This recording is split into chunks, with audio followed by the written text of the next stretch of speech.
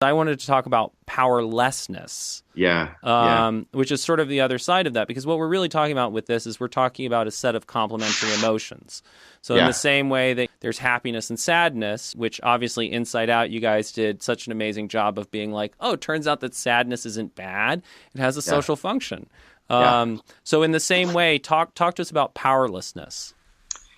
Yeah, in many ways, it was the most important part of the project of writing The Power Paradox. When you think about the abuses of power that we're so interested in, there are people who lose, right? There are people who, if a boss acts disrespectfully at work and interrupts people and calls them inappropriate names, somebody's going to feel the sting of that humiliating act. If somebody hoards resources on Wall Street or builds up economic product that someone's going to lose. And so that's powerlessness.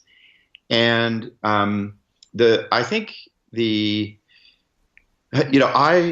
as I dug into this and I really thought back to growing up in where I grew up in this poor rural town. And the first thing that struck me in reflecting on them, and these are people who a lot of them were in poverty.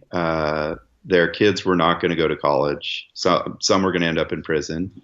Some would end up drug addicted. And what I noticed is their health was really compromised, right?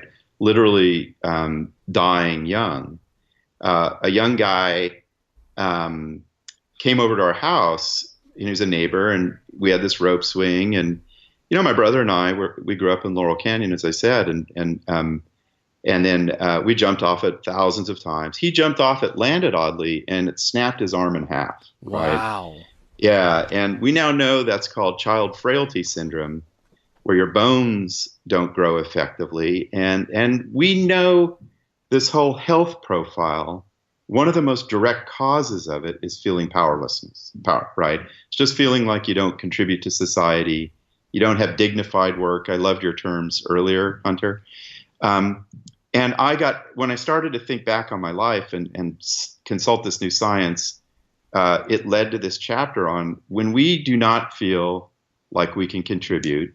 And then when we feel, think about it, the relevance today, disrespected by those in power because of our class identity or gender identity, it activates regions of your nervous system, cortisol, the inflammation response, that are fundamentally in human social life about powerlessness.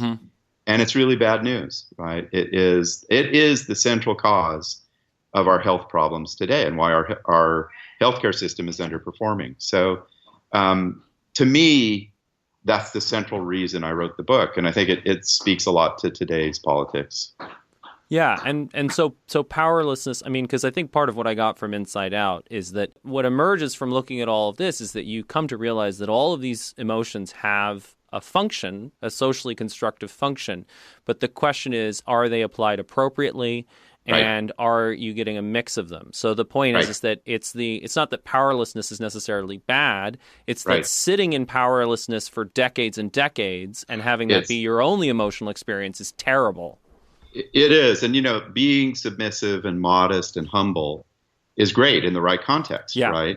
And you show your deference to somebody and respect, but then you move on to the next context. But the people that I grew up around were in this little town, 9 houses on a rural road, and that's where they were going to live.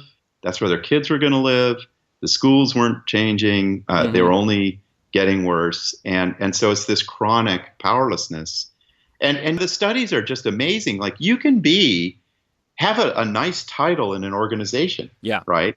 But if you chronically don't feel like you're contributing and have power, you show the same health profile, right? You're high cortisol, inflammation stuff.